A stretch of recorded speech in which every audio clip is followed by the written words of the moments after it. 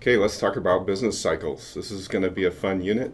So the objectives of this lesson are to know what a business cycle is, why it might occur, how some cycles are similar and how some are different, some key indicators that you might use to track a cycle, watch a cycle, key characteristics of some very, very well-known, historically important cycles, and to differentiate between alternative theories of the cycle. So let's start off with some definitional things. What is a business cycle? One of two forms of general economic change recognized by economists, so it's kind of a big deal for in the field of economics. The other generally recognized type of change is long-run growth, which is a very different thing that's not discussed here. So that's kind of an aside, but it's an important aside. It is significant short-term fluctuations in the macroeconomy. So what do we mean by significant?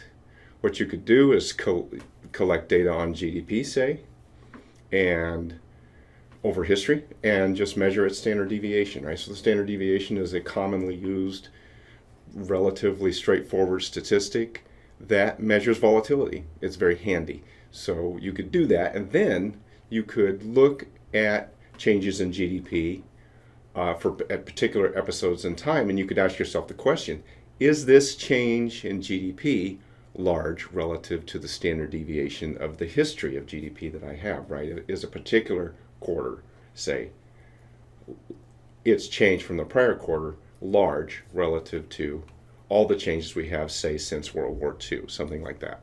And if it is, then we say, we've got something here. Also, it's short term, so we're normally talking about something within the context of a few quarters, a couple of quarters, on up to maybe a few years, something in that range of time.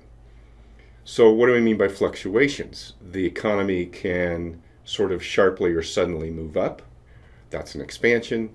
It can move down. That's a recession.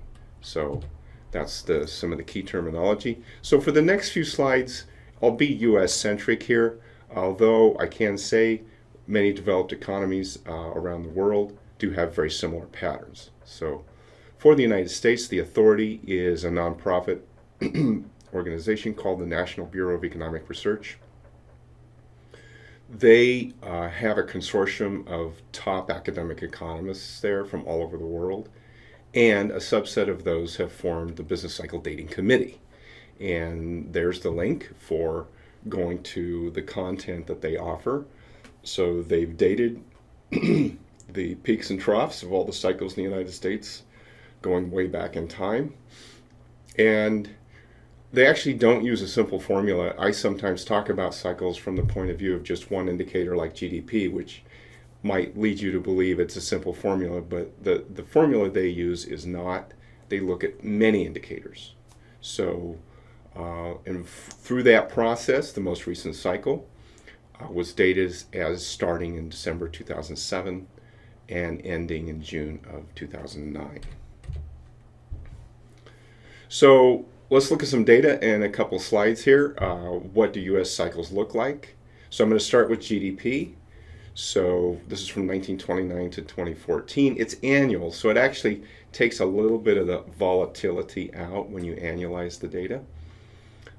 You can see in the next chart that for much of this long span of time, GDP rises, but then there's typically relatively short periods of time where it pauses or even goes down. You'll have to kind of look close to see it. Then you'll see that there are vertically shaded gray areas in this chart, and those are the NBER, business cycle dating periods that are overlaid onto the chart.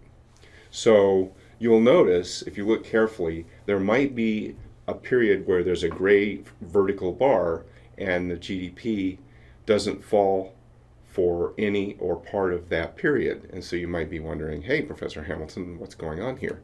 Well, remember I said that the NBER has a complicated system where they use many, many indicators, right? So I'm just using GDP as a very crude proxy here. So here's the chart. So you can see right from the get-go, there's the broadest of all the gray shaded vertical bars from 1929 to 1933. That is the Great Depression. It's very famous. Probably most everyone who's listening to this has heard of the Great Depression. And you can see the blue line is falling through that range of that vertical gray shaded bar. But at the same time, I would say, and many people would say, this is kind of subtle looking, right? It's hard to see the devastation to certain households' lives that are caused by recessions, right? That we know is the case. So let's do a second take on this. Let's use the unemployment rate. So that's on the next slide here. Here, I think it's much easier to see. And also here, when there's a gray shaded vertical bar, the unemployment rate is rising pretty much. It's very consistent. It's more consistent than GDP. This, keep in mind, is post-World War II. It doesn't go as far back in time as the GDP data in the previous slide.